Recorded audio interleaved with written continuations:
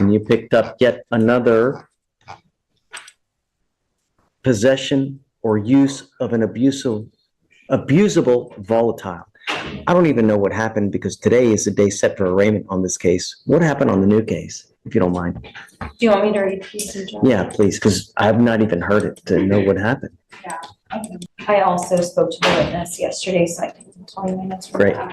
But on October 17th of 2024, officers responded to a welfare check at the Dollar Tree located at 14324 FM 2920. A witness stated she observed the defendant inhaling from a can of multi-purpose cleaning duster and later observed the defendant slumped over on the steering wheel of her motor vehicle in the parking lot.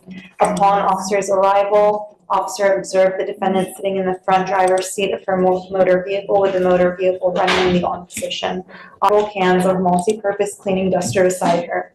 Officer observed the defendant to be confused and disoriented. She admitted that she had entered the office depot to purchase several cans of duster with the intent to inhale chemicals in a manner contrary to the directions, cautions, or warnings appearing on the label. And the defendant stated she did so to create or induce a condition of intoxication, hallucination, or elation. And she was found in possession of 3 10-ounce cans and 1 3.5-ounce can. Is there anything else that you wanted to add to this? Me, Judge? So the witness who spotted her, she had pulled into the Dollar Tree, parked there, and the defendant's motor vehicle was right next to hers, and she had noticed that it was on. So the witness, she went into the Dollar Tree, then went down to Target, did some shopping, came back an hour later and noticed that the truck was still there and still running. So she got worried, looked through the window, and she found the defendant slumped over. She stayed watching her for a while to make sure she was okay. She didn't feel comfortable driving off. That's when the witness saw her lift her head up slowly and inhale from the can. Again in front of the witness, and my witness, she told me, and then she slumped back down, and that's when, because she was worried about the defendant driving off in that condition. I've spoken extensively with Ms. Stepanski about this, Your Honor. You said the exact same thing to me when we came here the first time, and now she has a new case. Yes. It's a true statement, Your Honor. How do we get her to stop? Well, in talking to the state, so the plea agreement that we have agreed to with the state is the maximum length of probation to 2 years of probation. So that she'll be closely monitored during that time period. I can't monitor her 24 hours a day, though. Yeah, but she knows that she's, subject to, random testing or urinalysis and different things. Still not going to show. I'm forbidding you from going to any store that sells this kind of stuff. You're not to go to any Walmart. You're not going to any Home Depot. So she's also going to sign a no driving affidavit, Your Honor, and so only her husband would be driving her anywhere. And so I think that her husband threatened her to divorce. I just me being frank, over this. If this ever happens again, her husband's divorcing her, is what he's told her, and is going to be closely monitoring her, and she's not driving by herself. You realize that what you're doing is you deprive your brain of oxygen when you do this, and at some point perhaps you'll hemorrhage yourself, perhaps you'll end up brain dead, you'll incapacitate yourself, that you're going to be unable to without the ability to speak.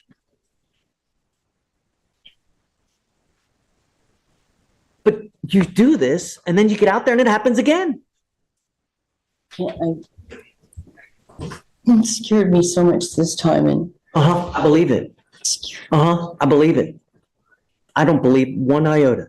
Nope. You sold me the same thing.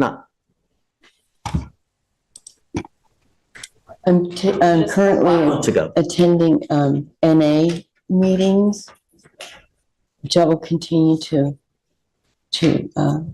attend. I think that, like I said, the combination of her not being able to drive to be able to go get this stuff and her husband helping to monitor, enforcement of the 2 years of probation and making sure that she knows that, she's under I have a sponsor. surveillance, that I don't think it will continue to be a problem. I think that when there's been monitoring, there hasn't been a problem. This is just me kind of pulling back the curtain here because we're entering a plea. Sir Haddad, how do we get it to stop? I'm sorry, Judge, if I could just finish that thought for a second. Look, I'm all ears Yes, sir. with any recommendation as how to get it to stop, because I mean, it's not something that I can test that'll show whether someone's using or not. Judge, at this point, I mean, I was hoping that the TRS would recommend something such as like HUA, that's like a intensive treatment made for women. That's. Yes, I mean, yeah. I'm thinking HUA might be a good place to put it. Figure out what the TRS is kind of. Right. I think that that's the best thing that we need to do. Yeah, I think that. But my opinion, Your Honor, is that the no driving affidavit will cover or will fix the problem. This was when as soon as she started to drive, basically it became the problem. When the husband said, "Okay, you can drive," then she went to the store and did that. But without her being able to drive, and like I said, the husband making sure that that's not happening, because again, he's not tolerating any of this. Is the husband here?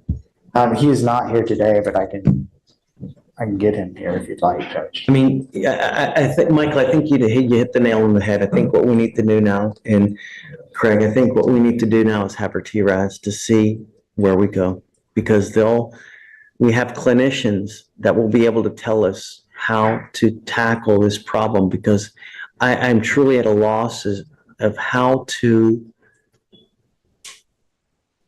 get it to stop, because theoretically this is something that you can get anywhere, right? You can have it delivered through Amazon, right? So Sure, but that hasn't been her MO of doing any of this. I understand you. I hear your words. she's been able to drive. I understand. Right. Well, she wasn't able to drive for a while after this happened or whatnot, and then it wasn't a problem. And then when driving resumed, then that resumed being a problem. So that's why I think I don't know that for the sure. no driving affidavit would fix that. Ms. Brown?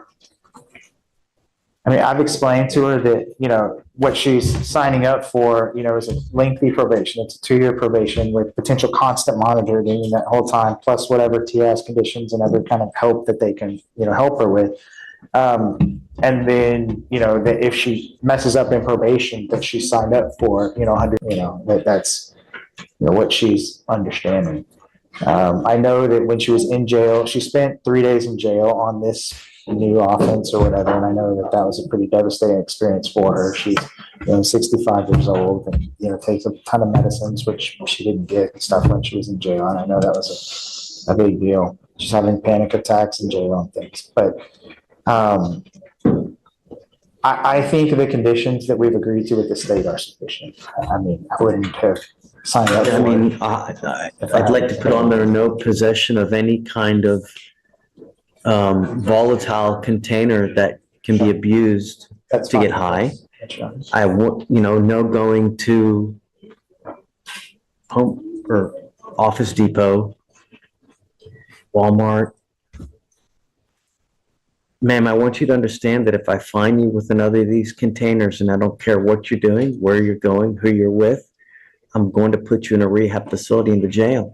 And if that's what we need to do to get you to stop, I'm going to do it in a heartbeat. Do you understand? Yes, I mean, you're killing yourself slowly. That's all that's happening. And the problem is that everyone around you is suffering.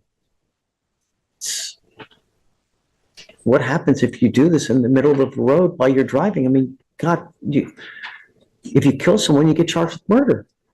Is that the last thing we want you to do is to spend the next 30 years of your life in prison because of a drastic and catastrophic event where you kill someone. And in that kind of stupor state, if you're in a car, you're begging for it to happen.